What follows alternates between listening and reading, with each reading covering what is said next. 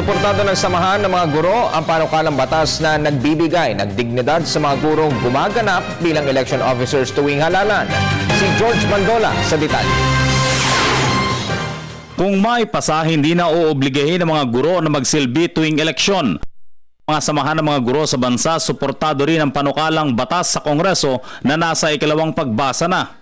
Hindi imposible na maipasa ang bill na ito even before election.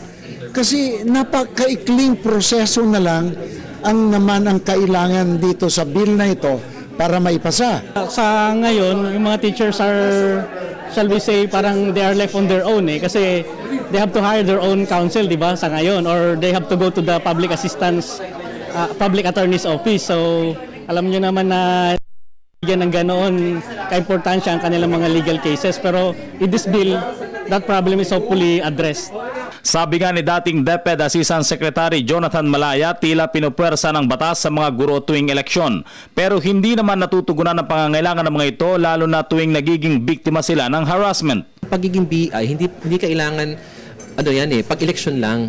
Kailangan mga 1 year o 2 years before the election, meron na tayong pool. Meron tayong pool of qualified people, whether teacher or hindi man teacher, at tinitrain na natin sila para sa halalan. Ang nangyari kasi dito, lagi last minute And I saw this in many instances in the past. 3 araw, 4 na araw, doon palang lalabas yung appointment ng teacher. So anong paghahanda ang meron yan?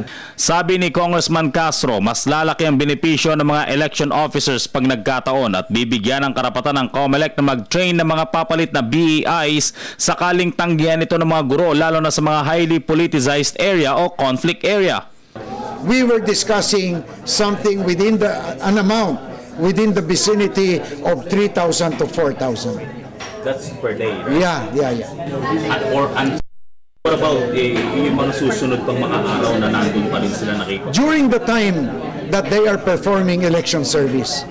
Because election service is not only during actual voting. Even before actual voting, election service could already start to run, and even the voting process, they will still continue to perform election service. Samantala, tiwala ang Kongreso base sa pagtitiyak ng COMELEC na hindi babalik sa manual elections ang bansa matapos ang desisyon ng Korte Suprema laban sa contract na pinasok ng COMELEC.